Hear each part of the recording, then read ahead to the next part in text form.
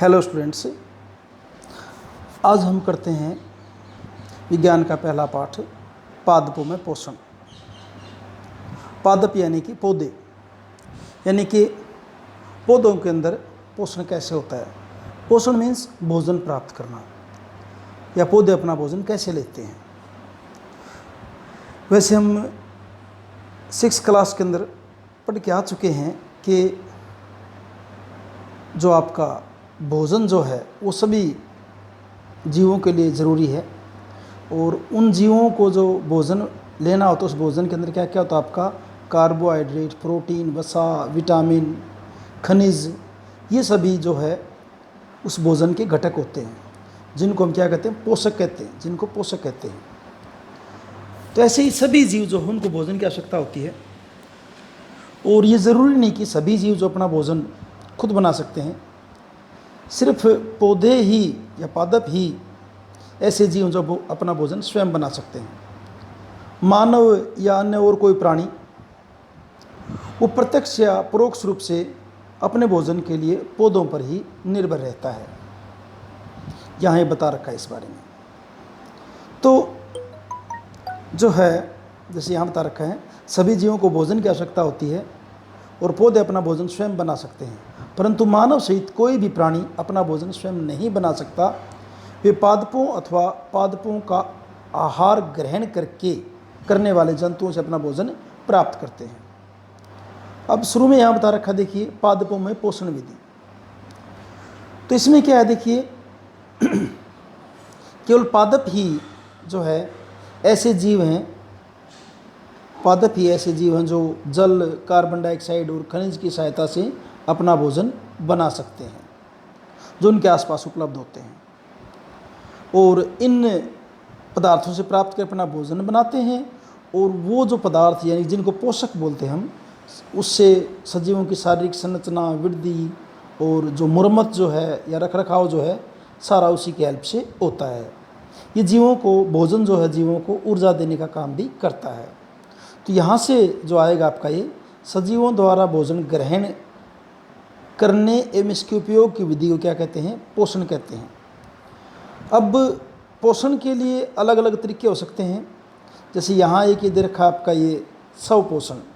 स्वपोषण में क्या है कि वो विधि है जिसमें जीव अपना भोजन स्वयं संश्लेषित करते हैं, यानी कि जीव अपना भोजन खुद बनाते हैं। उसको हम क्या बोल देते हैं, हम जो है स्वपोषण कहलाते हैं। और ऐसे जीव जो अपना भोजन खुद बनाते हैं उनको हम क्या कहते हैं, स्वपोषी। उनको क्या कहते हैं, स्वपोषी। ऐसे पादपों को पौधा, अगर वो पादप हैं वो जीव, तो स्वपोषी पादप हो जाएंगे। हाँ, जंतु जो हो ज़्यादातर आप ये क्या होते हैं, विषमपोषी होते हैं, यानी कि अपने भोजन के लिए वो किसी न किसी और वस्तु पर डिपेंड करते हैं, वो चाहे पौधे हों चाहे जीव हों। तो यहाँ ये बात करी हमने अब तक इसके बारे में बात करी कि जो है पौधे अपना भोजन खुद बना सकते हैं, और ऐसे जीव जो अपना भोजन खुद बनाते हैं उनको स्वपोषी कहते हैं, और विधि क्या हो जाती है आपकी, स्वपोषण हो जाती है। और जो जीव अपना भोजन स्वयं नहीं बनाते उन्हें क्या बोलते हैं, विषमपोषी बोलते हैं। अब पौधे जो है अपना भोजन स्वयं बनाते हैं, तो उस विधि को हम प्रकाश संश्लेषण कहते हैं। छोटी क्लास में हम इसके बारे में पढ़ते आ रहे हैं, उसको प्रकाश संश्लेषण कहते हैं। और ये विधि पौधे के अंदर उसके जो पत्ते होते हैं उनके अंदर ये विधि संपन्न होती है। यानी पत्ते जो हैं वो पादपों के लिए खाना बनाने की फैक्ट्री है एक किस्म से, जहाँ पे भोजन बनेगा और वहीं पे वो स्टॉक भी हो जाएगा। कच्चे पदार्थ उसको जो चाहिए वो जड़ से पौधा पानी ले लेगा, खनिज पदार्थ ले लेगा, वायुमंडल से कार्बन डाइऑक्साइड, और पत्ते के अंदर क्लोरोफिल जो होता है उनके हेल्प से पौधा अपना भोजन बना सकता है। इसके बारे में यहाँ दे रखा जैसे।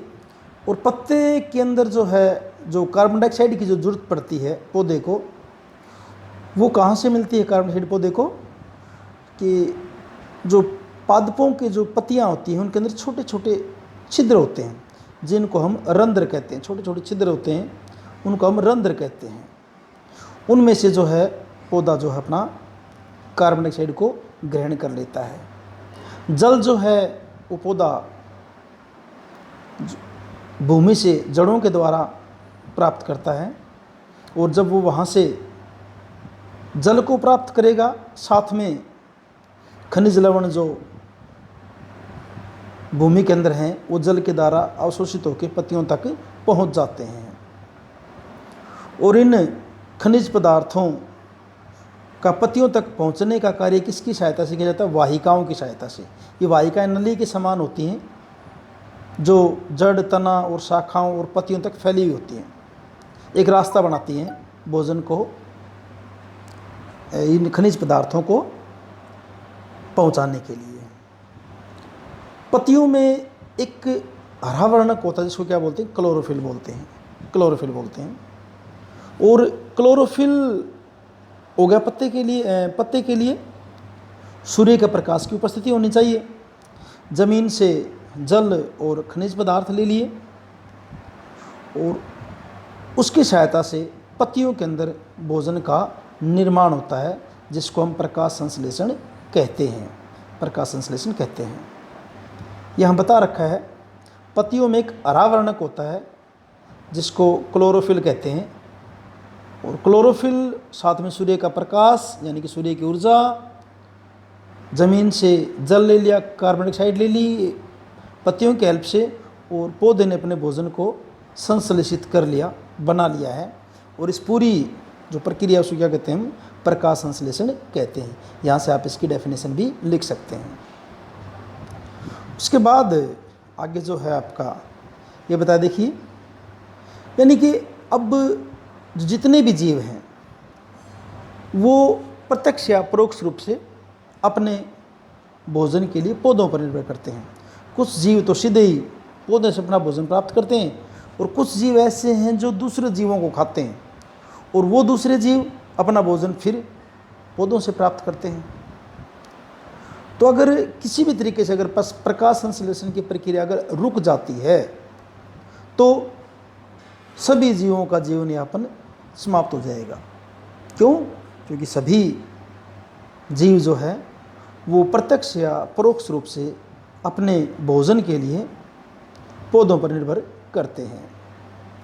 यहाँ ये अभिक्रिया दिखा रखी है, आप इसको भी दिखाएंगे साथ में जब लिखना होगा तो, कि ये जो है आपका कार्बन डाइऑक्साइड, जल, सूर्य का प्रकाश, क्लोरोफिल, और किस में चेंज हो गया आपका ये कार्बोहाइड्रेट यानी कि जो भोजन है वो, और प्लस ऑक्सीजन, साथ में क्या बन जाएगी आपकी? ऑक्सीजन बन जाएगी, जो कि पत्तियों के अंदर जो रंध्र जिनको हमने बताया था, जो छोटे छोटे सुराख हैं, उनके हेल्प से वायुमंडल में ऑक्सीजन बाहर आ जाएगी।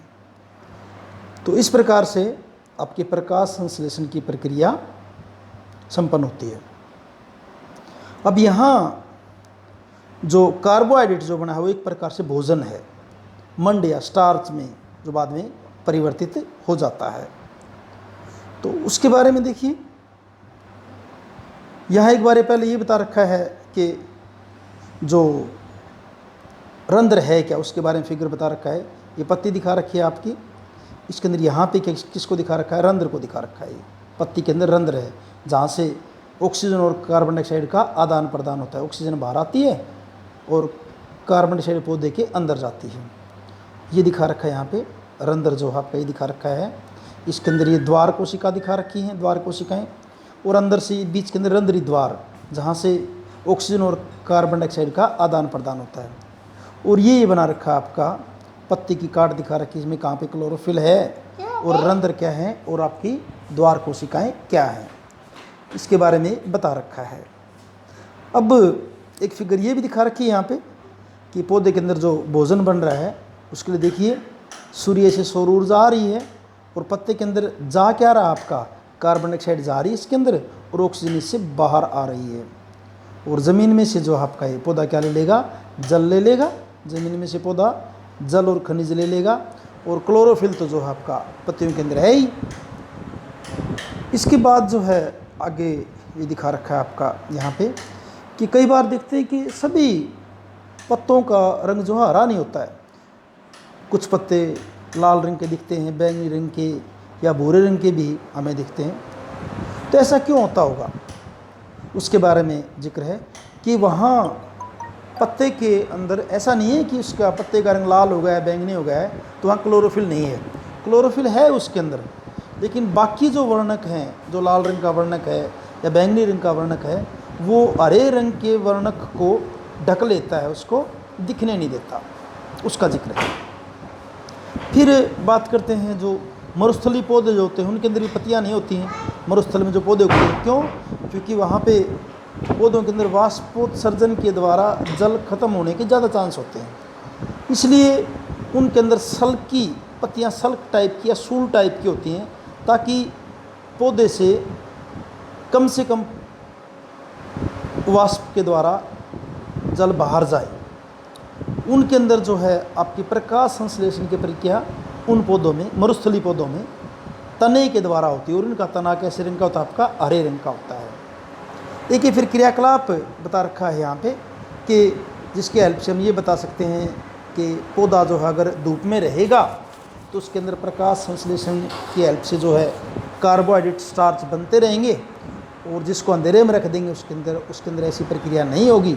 और ये आयोडीन परीक्षण जो 6th क्लास में किया था, उसके हेल्प से हम इसको चेक कर सकते हैं। उसके बाद आगे जो बता रखा है वो है आपका, कभी कभी हम देखते हैं कि गिल्ली दीवार या तालाब या कोई जलाशय जो है, उसके अंदर हरे अपवंकी काई जैसे पादप दिखाई देंगे, और ये यहाँ पे सामान्यतः कुछ जीवों की वृद्धि के कारण होता है, और उन जीवों को आप क्या कहते हैं? शैवाल कहते हैं। उन जीवों को हम क्या कहते हैं? शैवाल कहते हैं उन जीवों को। तो यहाँ देखिए, जैसे कि ये बता रखा है कि गिल्ली दीवार, तालाब, ठहरे हुए जलाशय में अपवंकी पादप काई जैसे होते हैं, उनको हम क्या कहते हैं? शैवाल कहते हैं, आपके शैवाल होते हैं। ठीक है जी। इसके बाद आगे चलते हैं।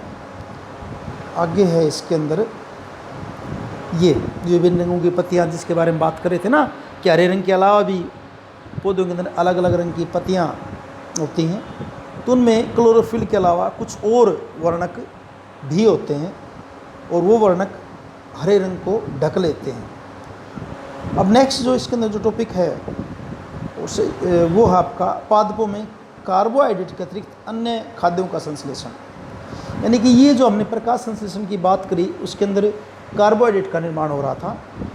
अब पदार्थ और भी चाहिए पौधे को, जैसे आपने देखा होगा किसान जो खेत के अंदर यूरिया या DAP छिड़क रहा होता है, और उस यूरिया या DAP के अंदर, जैसे यूरिया के अंदर नाइट्रोजन प्रचुर मात्रा में होता है, DAP के अंदर फास्फोरस भी होता है, और भी जो है खनिज पदार्थों की पौधों को जरूरत पड़ती है।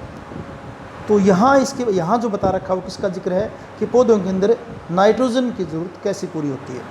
क्योंकि प्रोटीन जो बनती है पौधों के अंदर, वो प्रोटीन एक्चुअल में क्या होते हैं? आपके नाइट्रोजन के पदार्थ होते हैं, नाइट्रोजन होते हैं। तो अब वैसे हम देखें तो कहें जी नाइट्रोजन की क्या ज़रूरत है? नाइट्रोजन तो हवा में प्रचुर मात्रा में उपलब्ध है। तो पौधा जो है हवा में उपस्थित नाइट्रोजन का सिद्ध रूप से प्रयोग नहीं कर सकता। उसको नाइट्रोजन जो है मिट्टी में से ही पौधा उसको अवशोषित कर सकता है।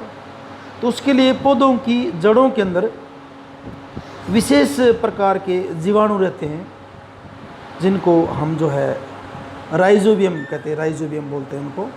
वो जीवाणु रहते हैं जो वायुमंडल की नाइट्रोजन को मिट्टी के अंदर स्टोर कर देते हैं, और वहाँ से पौधा उनको अवशोषित कर लेता है।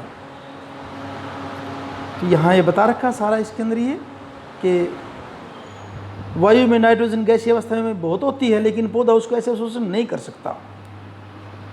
पौधा उसको ज़मीन के अंदर किसी दूसरे, जैसे कि नाइट्रेट या नाइट्राइट के रूप में उसको जो है ग्रहण कर सकता है। तो यानी कि पौधे को अकेले कार्बोहाइड्रेट नहीं, और भी चीज़ें जो है पौधे के अंदर अवशोषित होती हैं, जो जड़ों की हेल्प से पौधे तक पहुंच जाती हैं। तो आज हमने इतना ही करना था। आपको मेरे ख्याल से समझ में आ गया होगा। फिर भी कोई दिक्कत है तो आप इसको दोबारा से पढ़ के देखें, सुने, वीडियो को देखें, आपका क्लियर हो जाएगा जब आप इसको अच्छे से देखेंगे तो। Okay, thank you.